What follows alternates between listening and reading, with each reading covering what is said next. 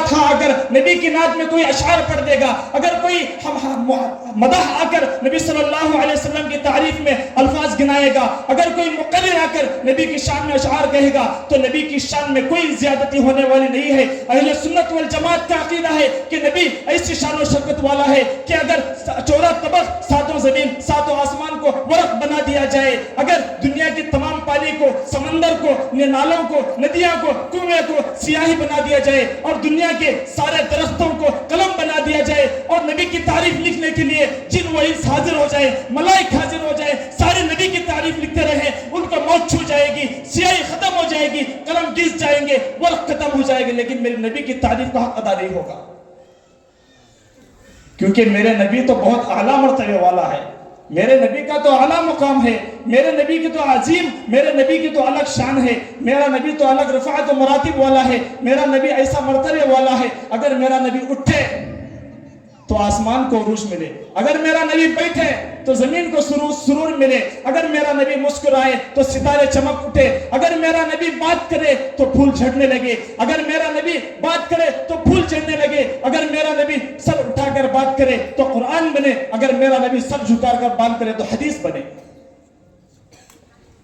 اگر میرا نبی سر اٹھا کر بات کرے تو قرآن بنے, اگر میرا نبی سر جھکا کر بات کرے تو حدیث بنے, اگر میرا نبی دیکھے تو صحابی بنے, جسے رب سے مانگے وہ فاروق بنے, جس سے نکاح کرے وہ ام المؤمنین بنے, اور جس سے پیدا ہو وہ جنت کی حوروں کی سردار بنے, خاتون جنت بنے, اور جس سے بوسہ دے وہ حسین بنے, اور جسے مصلی دے وہ صدیق بنے. ارے نبی کی کیا شان بیان کی جا سکتی ہے, نبی کے کس کس تذکرے کو چھیڑا جا سکتا ہے. ایک صحابی کہتے ہیں رات تھی, میں نے رات باہر نکلا, باہر جا کر دیکھا آسمان پر روشن چاند تھا, 14ویں رات کا چاند تھا, میں نے مسجد نبی کا رخ کیا, مسجد نبی کے پاس گیا, جا کر دیکھتا ہوں کہ مسجد نبی میں آقا نامدار تاجدار مدینہ حضرت محمد صلی اللہ علیہ وسلم بولے صلی اللہ علیہ وسلم, تاکہ معلوم ہو کہ یہ سیرت کا جلسہ ہے, بولے آواز گونجے صلی اللہ علیہ وسلم. گئے, جا کر دیکھتے ہیں کہ آقا نامدار صلی اللہ علیہ وسلم مسجد نبی میں سوئے ہوئے ہیں, اور مسجد نبی کی در و دیوار چمک رہی ہے. صحابی کہتے ہیں میں حیران ہو گیا, میں پریشان ہو گیا, کبھی میں 14ویں رات کے چاند کی طرف دیکھتا, اور کبھی روشنی کی طرف دیکھتا, کبھی عرش والے چاند کی طرف دیکھتا, میں پریشان ہو گیا, میں حیران کے سمندر میں غرق ہو گیا کہ جو روشنی پھیلی ہے اس چاند سے پھیلی ہے, اس چاند سے پھیلی ہے. اما عائشہ رضی اللہ عنہا کہتی ہیں کہ حضرت یوسف علیہ السلام کو دیکھ کر مصر کی عورتوں نے اپنے ہاتھ کی انگلیاں کاٹ لی تھی. اگر وہ عورتیں میرے آقا نامدار صلی اللہ علیہ وسلم کے حسن کو دیکھتی تو خدا کی قسم ان کے کلیجے پھٹ جاتے. میرے معزز سامعین اکرام, وہ ایسی عظیم مراتب والا ہے, وہ ایسی عظیم سیرت والا ہے, اس کے کس موضوع کو چھیڑیں, اس کی کس سیرت کو بیان کریں, اس کے کس تذکرے کو کریں.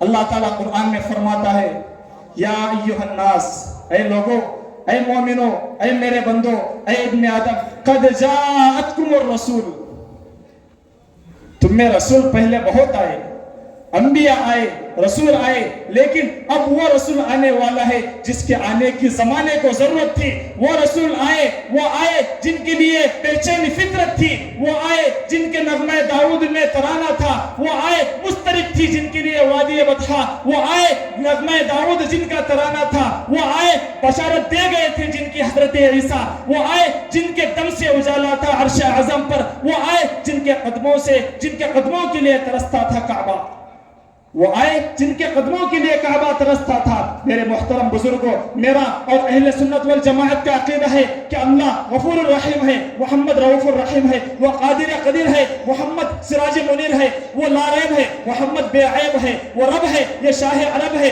وہ ذو الجلال ہے, یہ آمینہ کا لال ہے, اس کی عبادت ہے, اس کی اطاعت ہے, وہ رب العالمین ہے, یہ رحمت للعالمین ہے, اس کی عبادت ہے, اس کی اطاعت ہے, اس کی خدائی ہے, اس کی مصطفائی ہے, وہ اس کی بخشش ہے, اس کی سفارش ہے, وہ دینے والا ہے, یہ لینے والا ہے, وہ دیتا رہے گا, یہ لیتا رہے گا, اسے دینا آتا ہے, اسے لینا آتا ہے, اس کا خزینہ بڑا ہے, اس کا سینہ بڑا ہے, وہ ہے, یہ ہے. وہ ہے, یہ ہے, وہ یہ نہیں, یہ وہ نہیں. ارے عاشقوں, اے نبی کے عاشقوں, میں نبی کی تعریف میں کیا بیان کر سکتا ہوں, الفاظ کہاں سے دور کر لاؤں. میں بس یہی کہہ سکتا ہوں کہ وہ راج والا ہے تو محمد معراج والا ہے. حضرت ابو ہریرہ رضی اللہ عنہ روایت کرتے ہیں, رسول اللہ صلی اللہ علیہ وسلم کے پاس ایک مرتبہ حضرت جبرائیل علیہ السلام تشریف لائے. نبی صلی اللہ علیہ وسلم نے پوچھا, اے جبرائیل, کیا آپ کو پتا ہے کہ آپ کی عمر کتنی ہے؟ کیا پوچھا؟ اے جبرائیل, کیا آپ کو پتا ہے کہ آپ کی عمر کتنی ہے؟ جبرائیل کہنے لگے, اے آقا مدنی صلی اللہ علیہ وسلم, مجھے یہ تو پتا نہیں ہے کہ میری عمر کتنی ہے, مجھے بس یہ پتا ہے کہ چوتھے آسمان پر ایک ستارہ نکلتا ہے جو 70,000 سال میں ایک مرتبہ نکلتا ہے. کیا فرما رہے ہیں؟ میری عمر کا تو مجھے پتا نہیں ہے, بس مجھے ایک بات میرے علم میں ہے کہ چوتھے آسمان پر 70,000 سال میں ایک ستارہ نکلتا ہے, اور میں نے اس کو 72,000 مرتبہ دیکھا ہے. 70 پر 2,000 مرتبہ دیکھا ہے. تو اندازہ لگائے نبی صلی اللہ علیہ وسلم کو اللہ تعالیٰ نے دنیا کی تخلیق سے کتنا پہلے پیدا کیا ہوگا. میں آخری بات بتا کر اپنی بات کو ختم کروں گا. معراج کی رات ہے, حضرت جبرائیل علیہ السلام کو خدا نے بھیجا, اے جبرائیل جا میرے محبوب کو لے کر آ. جبرائیل آئے, آ کر دیکھا حضرت ام سلمہ رضی اللہ عنہا کے یہاں حضرت نبی صلی اللہ علیہ وسلم آرام فرما رہے ہیں. جبرائیل آئے, اللہ سے فرمایا, اے اللہ, اے خدا, تیرے محبوب آرام فرما رہے ہیں, جگاؤ. اللہ نے کہا, اے جبرائیل جگانا مت. جبرائیل نے پوچھا, اے اللہ سلام کر دو. خدا نے کہا, اے جبرائیل سلام نہ کرنا, میرے نبی کی نیند میں خلل آ جائے گا.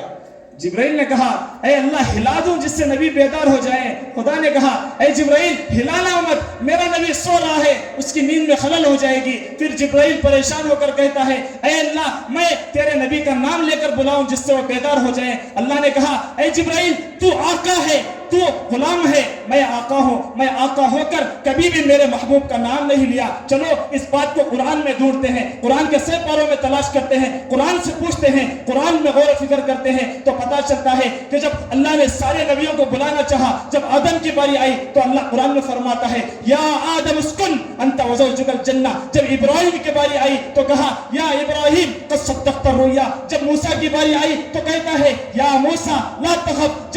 جب نوح کی باری آئی تو کہتا ہے, یا نوح بد بسلام منا. جب لوط کی باری آئی تو کہتا ہے, جب میرے آقا نامدار صلی اللہ علیہ وسلم کی باری آئی تو خدا نے نام لے کر نہیں پکارا, بلکہ کہا, کہیں فرمایا یا ایھا المدثر, کہیں فرمایا یا ایھا المزمل, کہیں فرمایا یاسین, کہیں فرمایا طٰہٰ, کہیں فرمایا والضحیٰ, کہیں فرمایا ورفعنا لک ذکرک. میرے نبی کی شان تو بہت عظمت و مرتبے والی ہے. بس میں ایک شعر کہہ کر رخصتی چاہتا ہوں.